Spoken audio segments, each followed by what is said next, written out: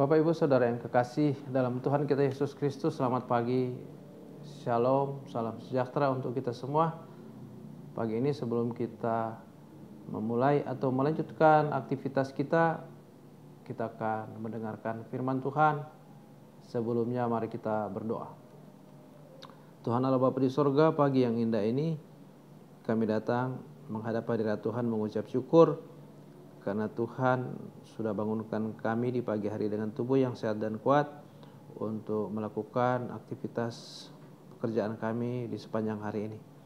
Sebelum kami melanjutkan aktivitas kami akan mendengarkan firman-Mu. Kuasai kami dengan Roh-Mu yang kudus, agar kami memahami kehendak Tuhan dalam firman yang kami baca. Berfirmanlah ya Tuhan, kami siap mendengar dalam nama Yesus. Amin. Saya mengajak kita semua membaca Alkitab dari Injil Markus pasal 1 ayat 4 sampai ayat 11. Firman Tuhan berbunyi demikian.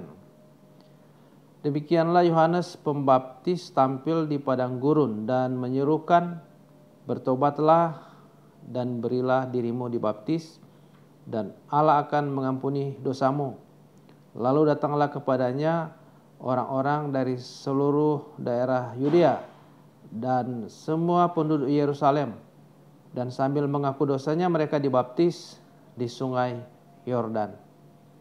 Yohanes memakai jubah bulu unta dan ikat pinggang kulit, dan makanannya belalang dan madu hutan.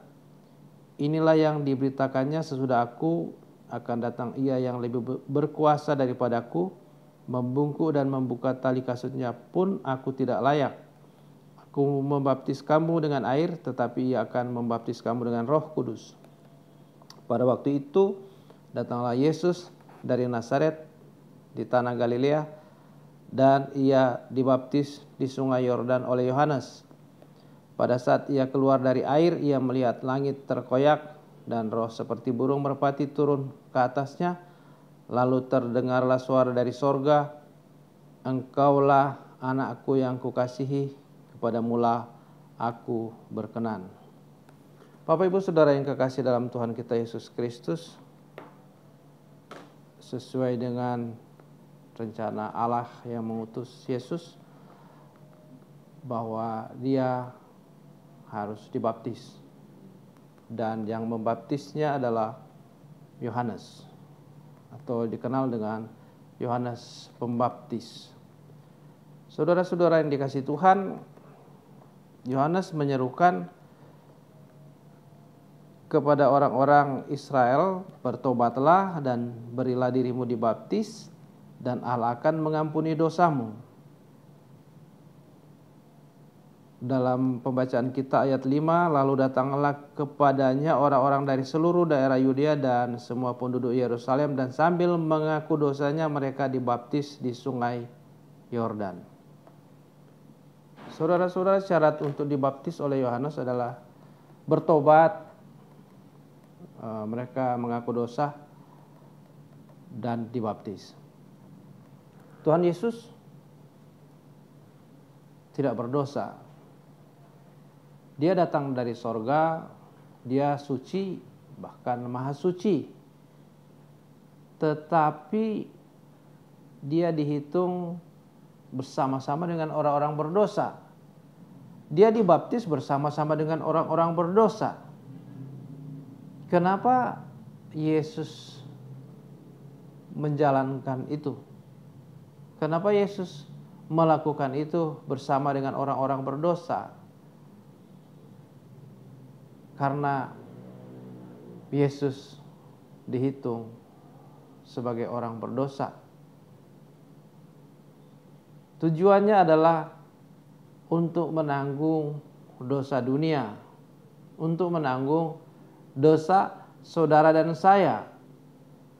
Padahal Yesus maha suci, dia maha kudus, dia tidak bercacat, tidak bercela, tidak bernoda, tidak berdosa, tidak melakukan kejahatan, tetapi dia bersama-sama dengan orang-orang berdosa yang bertobat, dibaptis untuk pengampunan dosa.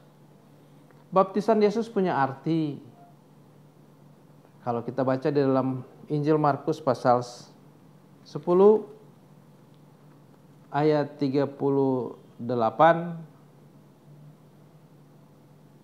ketika murid Yesus yang dikasihnya Yakobus dan Yohanes meminta, "Perkenankan kami duduk dalam kemuliaan-Mu kelak, yang seorang lagi di sebelah kananmu dan seorang di sebelah kirimu."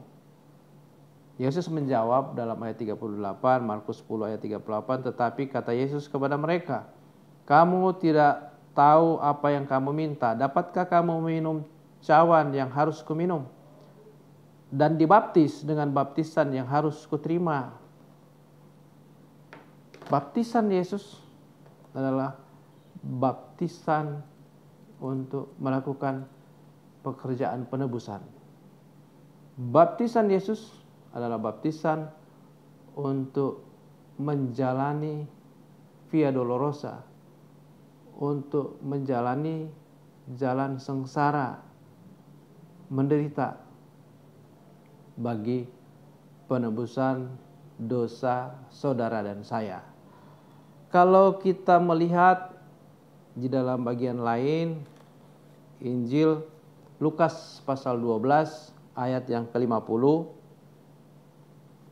"Aku harus menerima baptisan, dan betapakah susahnya hatiku sebelum hal itu berlangsung." Aku harus menerima baptisan, dan betapakah susahnya hatiku sebelum hal itu berlangsung. Lukas 12 ayat 50. Kita lihat sebelum Yesus ditangkap di Taman Getsemani, dia berdoa kepada Bapa di sorga, "Ya Bapa, jikalau sekiranya mungkin, biarlah cawan ini atau penderitaan ini lalu daripadaku." Yesus bilang, baptisan yang dia terima adalah baptisan penderitaan. Betapa susahnya hatiku. Ya. Tetapi dia jalani, Yesus lakukan demi apa? Demi menanggung dosa saudara dan saya. Supaya kita selamat. Yesus tebus dosa.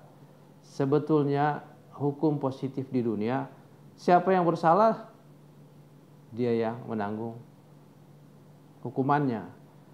Tetapi saudara-saudara, dosa saudara dan saya, kejahatan saudara dan saya ditanggung oleh Yesus. Itulah baptisan yang Yesus terima. Baptisan untuk menanggung dosa saudara dan saya. Baptisan Yesus adalah baptisan penderitaan. Puncak penderitaan Yesus di kayu salib, menyerahkan tubuh dan darahnya bagi penebusan dosa saudara dan saya, sehingga kita selamat. Kita bersyukur karena baptisan Yesus membawa keselamatan bagi saudara dan saya. Siapa yang percaya, selamat. Siapa yang beriman kepada Yesus akan selamat. Itu janji Tuhan. Tuhan memberkati kita semua. Amin. Mari kita berdoa.